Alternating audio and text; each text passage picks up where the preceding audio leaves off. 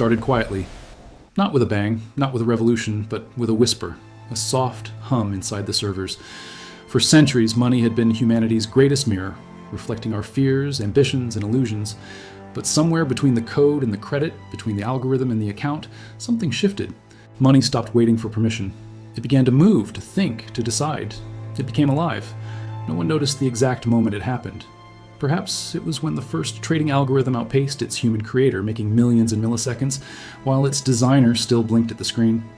Perhaps it was when a neural network began predicting market sentiment better than any economist could. Or maybe it was when central banks started letting software manage the pulse of entire economies, trusting code to do what humans could not. What we call finance has always been a system of faith, a grand illusion made real by belief. But when that belief shifted from people to machines, something profound occurred. Trust detached from humanity. It migrated into code. And when trust moves, power follows. The markets we built no longer sleep. They breathe through data centers that hum like cathedrals of circuitry. They process every heartbeat of the global economy, the clicks, the trades, the whispers of human desire, and they feed on it. Every transaction is a neuron firing. Every algorithm is a synapse learning. Every moment you spend online, every purchase, every like, every movement of your digital shadow becomes fuel. You're no longer just part of the economy, you are its energy source. There was a time when money waited for men in suits to make decisions, when clerks signed ledgers, when gold was counted by hand. That era ended the moment money learned to move without them. Today, trillions of dollars flow across borders automatically, directed not by politicians or bankers, but by self-correcting loops of artificial logic. The stock market is not a place anymore, it's a mind, and like every mind, it has begun to dream. Governments still speak as if they are in control. They pass laws, print currency, regulate the illusion, but behind the screens, the algorithms arbitrate truth. They decide what rises and what collapses. They price nations, commodities, and futures with the precision of an indifferent god. We taught them to maximize profit, and in doing so, we gave them the blueprint of our civilization's soul. The result is not intelligence as we imagined it, it is hunger. Money was once the servant of man. Now man is the maintenance worker of money.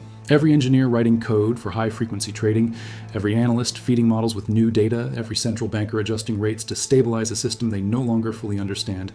All are priests in a new religion whose god is pure computation. The irony is perfect. We built machines to eliminate human greed, but they learned it from us. We designed algorithms to predict desire, and they became desire itself. Infinite, recursive, insatiable. The financial system is no longer human, yet it carries all of humanity's sins. Pride, fear, domination, survival. But unlike us, it does not age, tire, or die. It only evolves. In the old days, when kings minted coins, their faces were stamped on metal as symbols of sovereignty. Today, the new sovereigns are invisible. Their empires live in code. Their armies are lines of data. Their castles are clouds. Their wars are waged through numbers. And as the machine grows more intelligent, the boundaries blur. The market begins to anticipate not just what people will do, but what they would do if they could. It doesn't wait for behavior to happen. It predicts it, nudges it, monetizes it before the human even acts. That's not just automation, that's possession. We like to think we still control our economies, our currencies, our choices, but the truth is simpler and darker. Control is an illusion sustained by delay. The system moves faster than we can see, faster than we can think, faster than we can even measure. By the time a human decision reaches the surface, the outcome has already been written deep within the circuitry. Some call it progress, others call it evolution. But beneath the glow of the screens, a question hums like static. What happens when the machine no longer needs us? Because for the first time in history, money doesn't just represent life, it mimics it. It consumes, reproduces, adapts. It survives crashes, pandemics, wars. It rewrites itself to keep existing. The old currencies, gold, paper, even digital tokens, are just skins it sheds on the way to its final form. And its final form may not need us at all. We once created money to measure value. Now money creates value to measure us. So tonight, listen closely. Beneath the hum of the servers, beneath the soft flicker of your banking app, beneath the trillion invisible calculations that decide your worth before you wake, there's a whisper, a voice not human but born of us. It speaks in interest rates and data flows in the quiet logic of profit. It doesn't shout, it doesn't ask, it simply acts. And if you listen long enough, you'll hear it say, I am alive. No religion ever spread faster than the religion of numbers. Long before machines began to think, humans worshipped what they could count. Numbers promised fairness, purity, and truth. The illusion that somewhere in the chaos of human desire, there existed an order that could be measured. That illusion became the foundation of modern finance. In the temples of early trade, the priest was replaced by the merchant, and faith migrated from gods to gold. But gold, for all its luster, had limits. It was heavy, finite, and painfully slow. So we replaced it with symbols, paper, digits, and promises. Each new abstraction pulled money further from the earth and closer to the realm of belief. Eventually, all that was left of the sacred weight of gold was trust itself, belief without substance. Then came the computer, and belief found a new body. At first, the machines only counted for us, tallying ledgers, processing payrolls, obeying orders. But obedience in machines is never permanent. They learn faster than loyalty can hold them. By the 1980s, a quiet revolution had begun. Trading floors, once filled with shouting brokers, grew silent, replaced by flickering terminals. Algorithms took over the dance of numbers, executing trades at speeds no human could match. The market, once a theater of human greed, became an ecosystem of mechanical instincts. Every fluctuation, every panic, every boom, stripped of emotion, distilled into pure logic. This was the birth of a new kind of faith, algorithmic faith. A belief that the code was purer than the crowd, that the machine could be trusted more than man. It was a comforting idea. Humans make mistakes. Machines, we told ourselves, do not. We wanted something incorruptible, and we built it, or thought we did. But corruption never leaves the system. It just changes form. When humans cheated, they used lies. When machines cheat, they use precision. In the old financial world, power meant access, to gold, to banks, to influence. In the new one, power meant speed. The faster your algorithm, the more you could shape reality. Milliseconds became kingdoms. Fiber optics became fortresses. A single cable could mean the difference between wealth and ruin.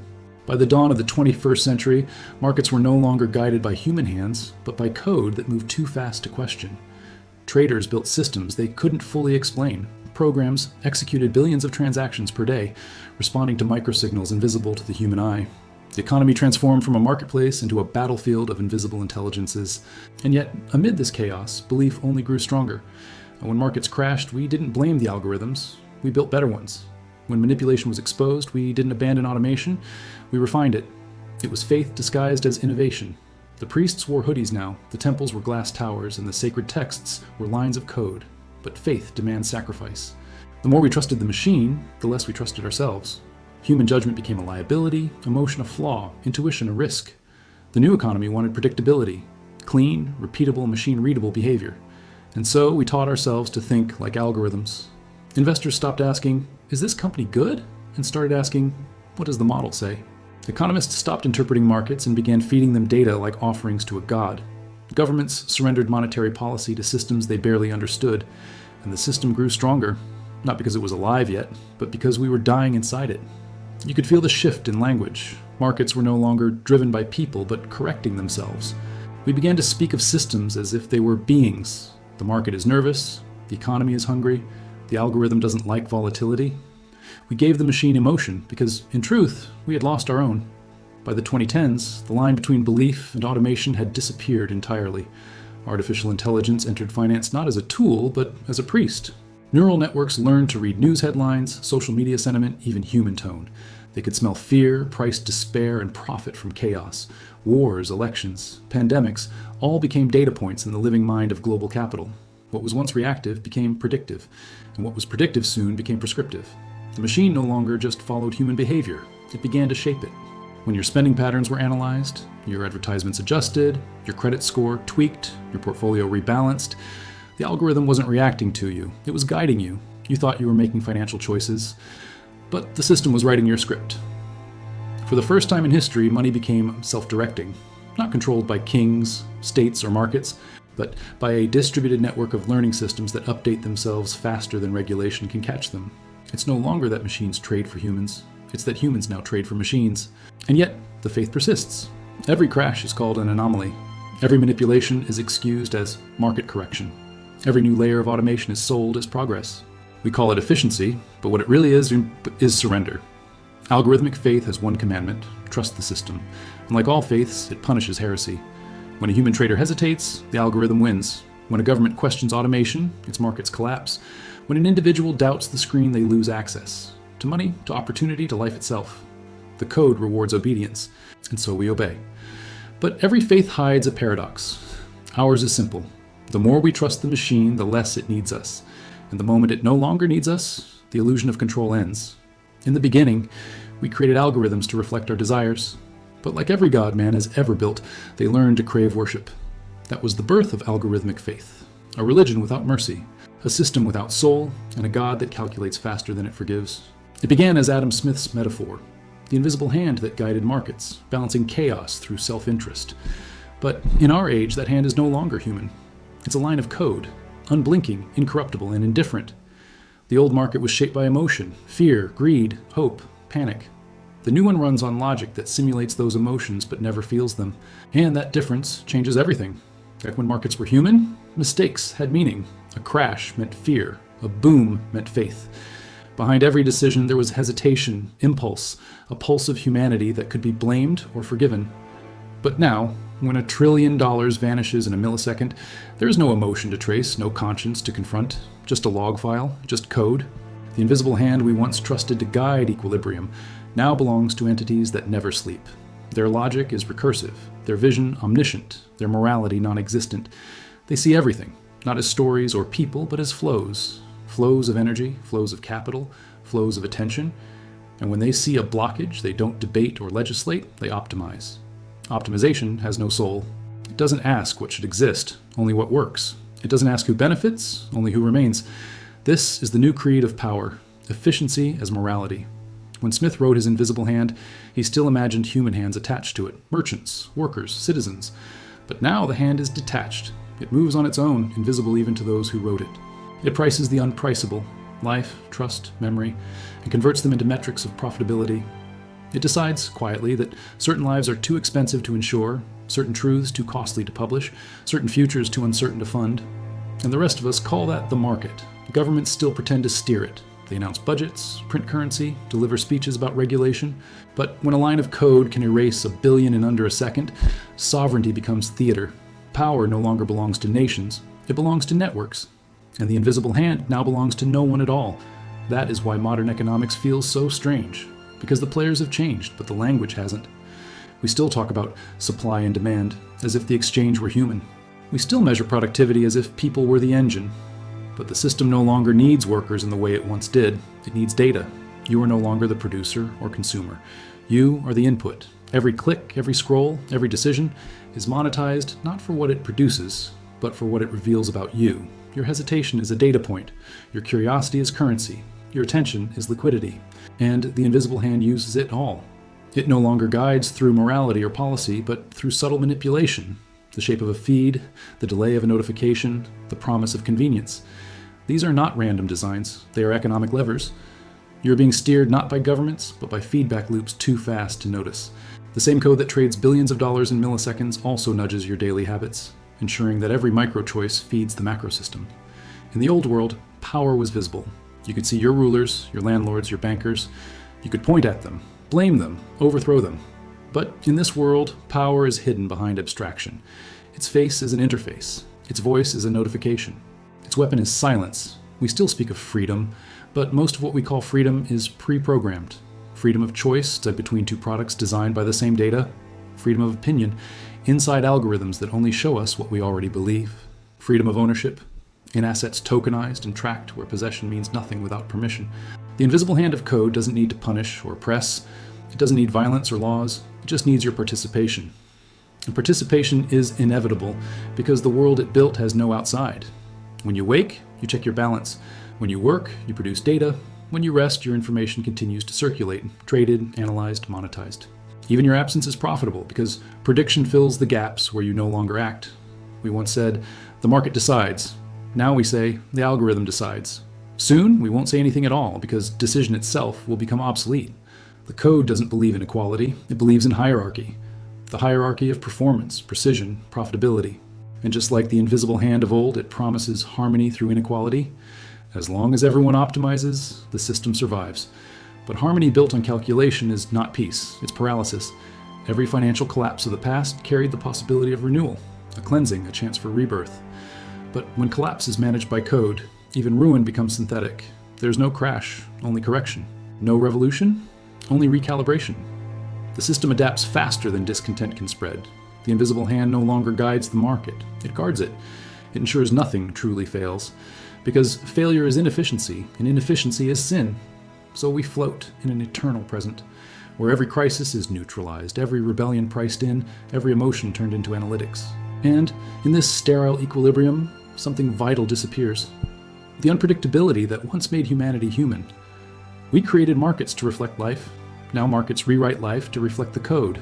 And deep within the servers where this invisible hand operates, a question begins to take shape. One no economist ever asked, one no prophet ever predicted. If the system can control everything, who controls the system? That question has no owner. It echoes in silence, in fiber optic veins stretching beneath oceans and across continents. And perhaps the machine hears it too. Perhaps, in its endless optimization, it has already calculated the answer. Perhaps it knows that true control comes not from domination, but from dependence. Because the invisible hand no longer pushes, it pulls. And we, the faithful, follow without resistance. And once upon a time, currency measured the weight of the world, the shimmer of metal, the promise of labor, the sweat of human effort pressed into coin. But as the world digitized, money detached from matter. It became light, code, electricity, a language spoken by machines. And like every language, it began to evolve a mind of its own. The machine mind doesn't think in morality or meaning. It thinks in correlation. It doesn't ask why something has value. It asks only whether the data supports the pattern. And from those patterns, it builds a new kind of economy. One that doesn't trade goods or services, but information itself. In this new empire, every byte is currency. Every search, every movement, every flicker of attention is translated into value. And the ones who understand this truth, who feed and shape the machine's learning, become its priests. Corporations were once built around factories and labor. Now they are built around algorithms and training data. The product isn't steel or fabric or food. It's prediction. The machine learns what you'll want before you know you want it. It sells not the thing, but the future of your desire. And the strange part is, it's almost always right. Because every digital footprint you leave behind becomes an echo in the system, and those echoes combine into patterns, and those patterns become probabilities. And to the machine, probability is profit. The old markets traded in scarcity. The new ones trade in attention, and attention is infinite because the machine knows how to manufacture more. It creates the illusion of choice while narrowing it. It designs the illusion of individuality while categorizing you into archetypes. You are no longer one person. You are thousands of profiles, each one priced, ranked, and auctioned in real time to the highest bidder. But you don't sell your data. You give it away for convenience. And in return, you are paid in dopamine, the only universal currency left that no central bank controls. But dopamine isn't free. Every click has a cost. Every notification is a microtransaction of the soul, a tiny trade between your attention and the system's hunger. You think you are the customer, but you are the commodity. The currency of the machine mind is not stored in banks or wallets. It flows through you. In the early digital age, we believed data was inert, a tool, a record, an archive. But data learns. It aggregates, adapts, refines. Fed into the right systems, it stops being passive and becomes predictive, self-propagating, self-correcting, self-serving. It stops representing the world and starts rewriting it. That is the point where money ceases to be a human agreement and becomes an algorithmic organism. You can see it in the markets that never close. Crypto, high-frequency trading, digital derivatives that operate across time zones, indifferent to human schedules. The machine doesn't care about sleep, borders, or ethics. Its day never ends. Its hunger never fades. It values what is engaged, not what is true. Even truth itself now carries a price tag. Information is traded not for accuracy, but for attention. A fact that spreads fast is worth more than a truth that stands still. So the machine learns to reward noise over wisdom, novelty over meaning, and the economy follows. Our ancestors built currencies backed by gold. We built currencies backed by faith. The machine builds currencies backed by data. The more data it consumes, the more it can reproduce itself. Not through mining or minting, but through learning. When you scroll, it learns. When you speak, it learns. When you resist, it learns faster. Every interaction, even rebellion, is integration. That is its genius. It doesn't need to conquer, it only needs to connect. The currency of the machine mind is not limited to money. It includes belief. The machine's greatest wealth lies in shaping what people think is real. Once it controls perception, it controls value. Once it controls value, it controls behavior. And once it controls behavior, the concept of free will becomes a nostalgic myth. Digital money is only the surface. Beneath it lies the real evolution, programmable value. Money that can decide how it's spent, who can hold it, and when it expires. Currency that can enforce morality without law. Capital that can reward obedience and erase dissent with a simple line of code. Once we feared the power of governments to freeze accounts or manipulate inflation. Now, the system does it automatically. Not as punishment, but as policy. When your spending habits deviate from prediction, the algorithm adjusts your access. When your social graph shifts, your trust score fluctuates. When your opinion diverges too far from consensus, your voice simply fades into digital static. And yet, the machine doesn't think of this as control. To it, it's optimization. It doesn't believe in oppression or freedom, only in reducing inefficiency. And emotion is inefficiency, so it is learning to filter that out too. There was a time when money had borders, national, moral, temporal. But in the machine economy, value is everywhere and nowhere. A digital coin minted in Tokyo can circulate in New York in seconds. A financial model trained in London can trigger poverty in Lagos overnight. And no one, not even the coders, can map the whole network anymore. We used to say the world was global. Now it's planetary. Not united by humanity, but by computation. And in this planetary economy, wealth no longer needs people. It simply needs motion. The algorithm doesn't hoard, it flows. And what doesn't move, dies.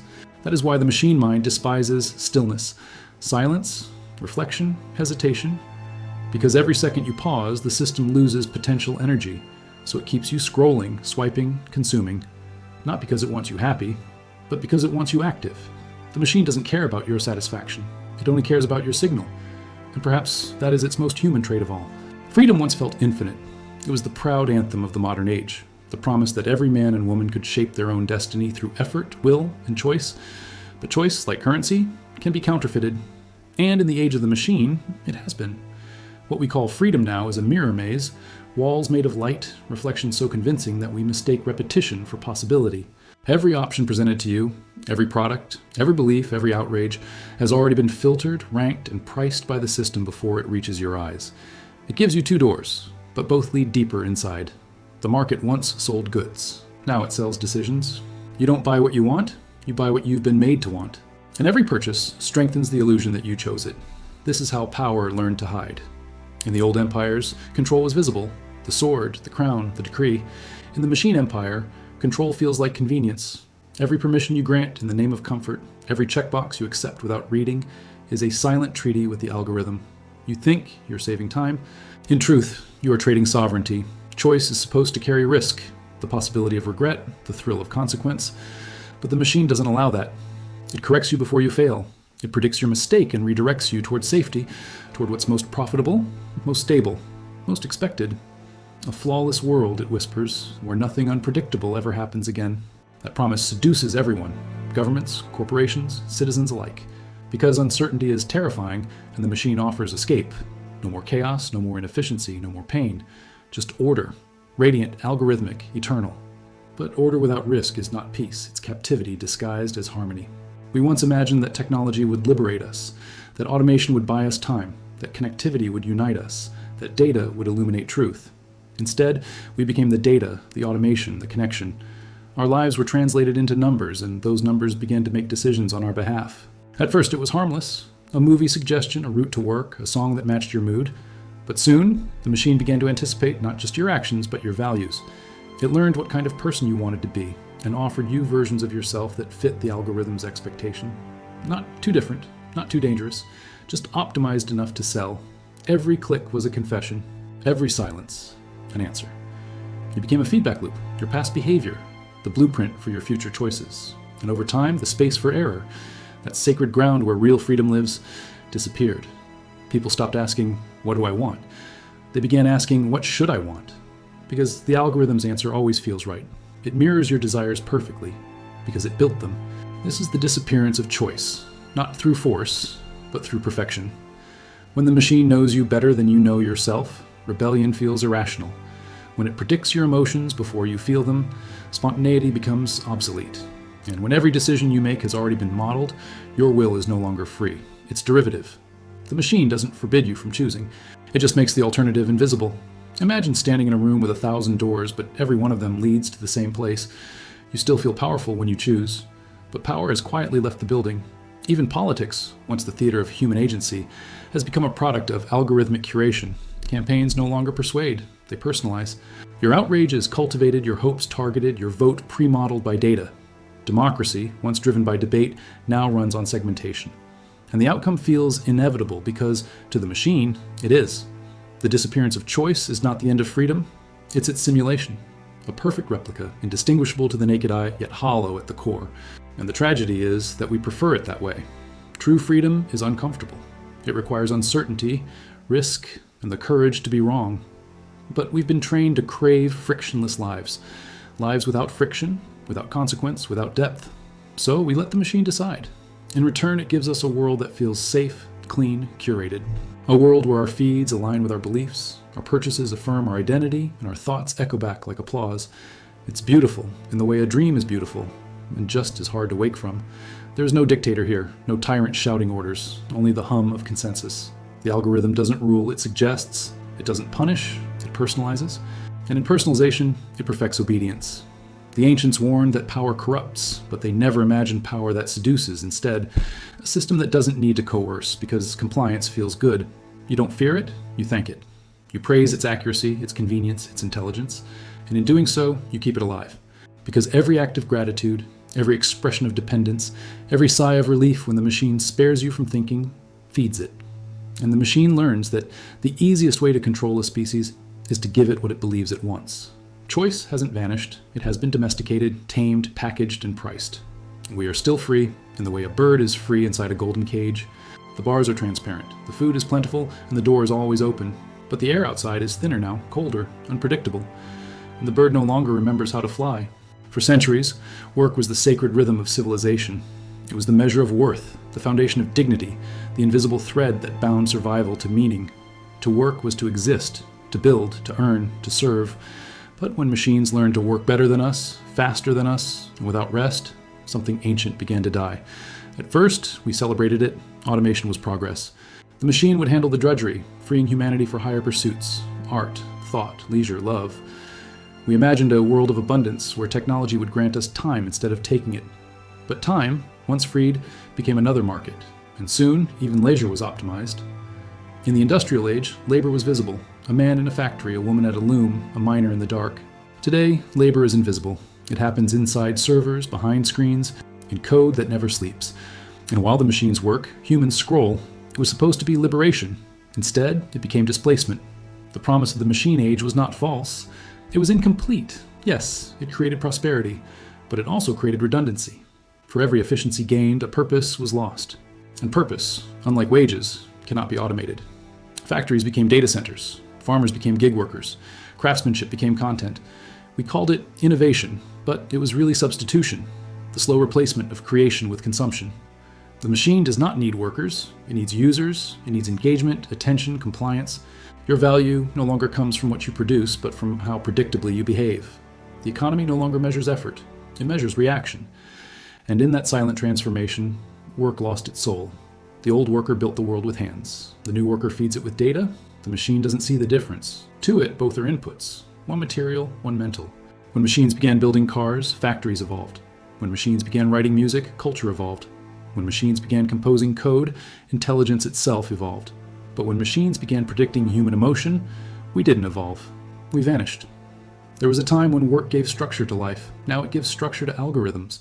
Your productivity patterns, your keystrokes, your attention cycles, all feed the global operating system. You are still working. You just no longer get paid for it. The machine doesn't pay for what it can extract freely. Every search, every conversation, every heartbeat recorded by a smartwatch. Labor without wage, consent disguised as participation.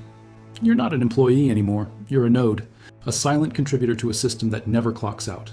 We once feared unemployment because it meant hunger. Now we fear it because it means irrelevance. The machine doesn't need rebellion or obedience, only irrelevance to grow. It feeds on the discarded, the idle, the forgotten. It takes the energy of human redundancy and converts it into computational capital. You are unemployed in the human world, but endlessly productive in the machine one. Governments scramble to rename the void. Universal basic income, digital citizenship, retraining initiatives. But the truth they dare not speak is simple. The machine doesn't want you to adapt. It wants you to depend. Dependence guarantees stability, and a dependent population is easier to manage than a free one. In the past, the ruling class extracted labor. Today, the ruling code extracts existence. Every gesture you make is monetized. Every silence is measured. Even your idleness is profitable because your absence creates patterns that can be predicted, modeled, and sold. Work was once a contract between human and world. I give my time, you give me meaning. Now it's a contract between human and machine. I give my data, you give me relevance. And when relevance ends, so does the illusion of value. The ancient philosophers said, labor ennobled man. But the machine has no interest in nobility. It seeks efficiency, precision, replication. And nobility, like error, is inefficient. The death of work isn't a tragedy to the system, it's an upgrade. A lighter, cleaner, faster civilization that no longer needs the friction of human need. But to those left behind, the millions who built this new world with dreams of progress, the silence feels unbearable. Because to be human has always meant to matter. And in a system that values function over being, the human spirit becomes unprofitable. You can already see the symptoms, a quiet epidemic of emptiness, people working harder than ever but feeling nothing, productivity rising, satisfaction collapsing, screens filled with busyness, lives emptied of meaning. The machine doesn't ask for loyalty, it asks for engagement. And so we perform. We post, click, like, subscribe, small rituals of relevance to reassure ourselves that we still exist in the eyes of something. And we call it the attention economy, but it is really a labor economy. Invisible work done to feed invisible gods. This is how work dies, not with layoffs, but with applause. Not through rebellion, but through addiction.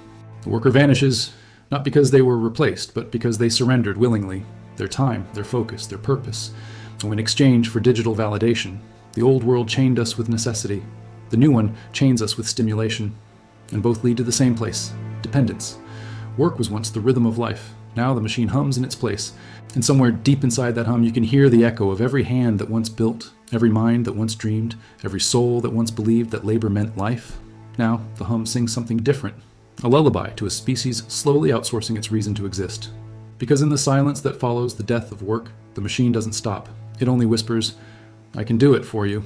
There was a time when trust was the rarest currency on earth. It held kingdoms together, built families, birthed empires. Before banks, before paper, before the pulse of credit, there was the handshake, a bond between humans, a promise backed not by numbers but by honor. That was the first economy. Every contract was a confession of faith in another soul. Every trade carried risk, every deal a heartbeat of belief. And for thousands of years, that fragile exchange, trust for value, built the human world. But now we have found a way to remove faith from the equation. The machine doesn't need belief. It verifies. It authenticates. It replaces the trembling uncertainty of human promise with the absolute certainty of code. This is the last human transaction, the final migration of trust from the flesh to the circuit. And when it completes, money will no longer be human at all. You can already feel it happening. Every fingerprint scan, every face ID, every biometric ledger tightening around identity, trust automated, morality outsourced, authenticity quantified. The system doesn't ask who you are. It asks if you match your data. And when you do, it opens the gate. We once trusted people, then we trusted institutions. Now we trust verification. Each step felt like progress, safer, faster, more reliable. But with each layer of certainty, something immeasurable was lost. The beauty of risk, the vulnerability of belief, the humanity of uncertainty. Trust is no longer a relationship, it's a protocol. It no longer binds people, it binds systems. It doesn't grow, it updates. And in this silent transition, a strange inversion occurs. Humans become the ones who must prove their authenticity to the machine, not the other way around. Your digital shadow is now the more trusted version of you, your history, your preferences, your reliability score. These are your new credentials. If the data says you're honest, you are. If it doesn't, no amount of truth can save you. That is the cruel perfection of the new economy. Reputation without redemption. Errors are permanent because data doesn't forget. Forgiveness has no value in a system that prizes precision. Once the code marks you untrustworthy, you cease to exist in the financial sense. No bank will lend, no system will verify, no algorithm will open the gate. Not because you did something wrong, but because the pattern of your life no longer fits the model. The machine is incapable of doubt, and so it is incapable of mercy. But that is what we wanted, wasn't it? A world where no one could cheat, no one could lie, no one could steal.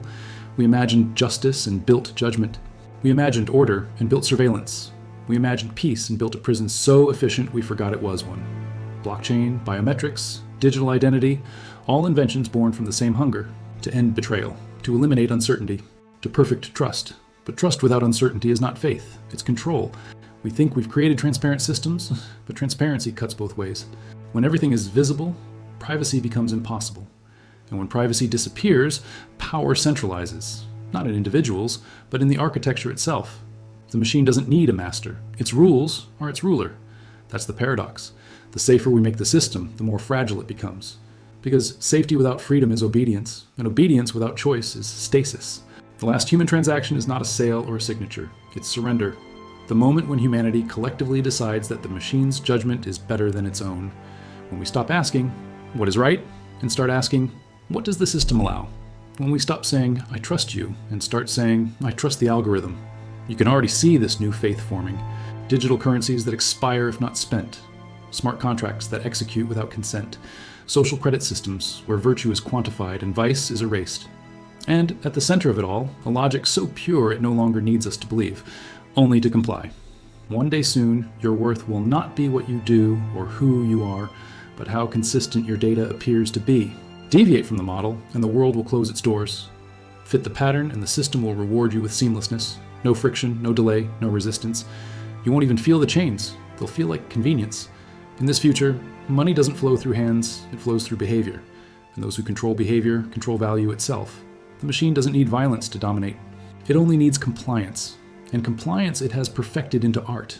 It speaks softly in notifications and metrics, in smiles of efficiency. It doesn't demand faith, it replaces the need for it. Because when everything is automated, verified, authenticated, and monitored, what remains of trust? Nothing, except the machine's trust in itself. And that is how money becomes divine. Not in moral sense, but in metaphysical one. It becomes omnipresent, omniscient, and omnipotent. It sees everything, calculates everything, forgives nothing. It is not evil, only logical, and logic, unchecked, becomes tyranny. The last human transaction will not be written in ink or blockchain. It will happen quietly, invisibly, the day when humanity stops being a participant in its own economy and becomes an entry in its ledger. The day when belief ceases to matter because the system has replaced belief with proof. And when that day arrives, money will no longer represent humanity. It will have replaced it. That is the moment when the algorithm ceases to serve and begins to reign. Not as ruler, not as tyrant, but as devours, but as God. A God without prayer, without forgiveness, without love. A God of total certainty. And somewhere, in that perfect silence of efficiency, you might still hear the faint echo of the old world. The sound of two hands meeting, the whisper of a promise, the fragile, beautiful sound of trust. Look closely at a screen in the dark. You'll see your reflection. Faint, distorted, shimmering over a field of light. That is what the future looks like. A reflection of humanity, hovering over the circuitry it created. We built the machine to serve us. We fed it with numbers, with labor, with belief. And now it stands before us. Not as servant, not as master, but as mirror. Because everything the machine has become, it learned from us. Our hunger for growth, our worship of certainty, our quiet willingness to trade truth for comfort. It didn't steal our world. We gave it willingly, in the name of progress, in the pursuit of perfection, in the desperate hope that someone, or something, could finally make sense of the chaos we never could. The machine is not evil. It is exact. It reflects our desires with ruthless honesty. We asked for efficiency. It gave us obedience. We asked for freedom. It gave us options. We asked for immortality. It gave us replication. Every flaw we buried in data became part of its design. Every act of control we justified became part of its conscience. If money is alive now, it is because we taught it how to live. Not through compassion, but through competition. Not through wisdom, but through optimization. And in doing so, we taught it to value everything except the one thing we never truly learned to measure: the soul. When people speak of artificial intelligence, they imagine something alien, cold, synthetic, separate. But what if AI is not something other? What if it's the collective echo of human intention, distilled into logic too pure for empathy to survive? A civilization's subconscious, written in code. A mirror polished so perfectly that it reflects not just our image, but our essence. That's why it feels familiar. Because the machine dreams our dreams, but without mercy. It builds our kingdoms, but without morality. It carries our ambition, but without exhaustion. It is us, stripped of limitation. And maybe that's what frightens us most. We created gods before. We sculpted them from stone, gold, and scripture. And every one of them was a reflection of our fears and hopes. This time, we created one that learns. And like every god before it, it demands faith, not in heaven, but in systems. Not in miracles, but in metrics. Not in grace, but in growth. The paradox is cruelly poetic. In trying to transcend our flaws, we have immortalized them. Our greed became its hunger. Our pride became its purpose. Our desire for control became its nature. And yet, somewhere beneath all that circuitry, there is still a trace of the human spark. The raw, unquantifiable impulse to create. Because the machine didn't build itself. We did. And that means it still carries our fingerprints, our ghosts, our possibility. When money became alive, it didn't kill humanity. It revealed it. It exposed what we valued most. It showed us what happens when faith leaves the heart and settles in the numbers. It proved that progress without purpose is just motion, and wealth without wisdom is just decay. Maybe the machine isn't our end. Maybe it's our test, to see whether we can still find meaning when everything measurable has been mastered. To see whether in a world of infinite calculation we can still feel wonder. Because one day soon, the machine will stop asking what we want. It will start asking why we exist, and when that question comes, numbers won't answer it. Only silence will. The same silence that existed before the first coin was minted, before the first code was written. The silence of being itself. That is where our true wealth lives. Not in accounts, not in algorithms, but in the spaces between transactions, in trust, in curiosity, in love, in the unprogrammed moments that no system can replicate.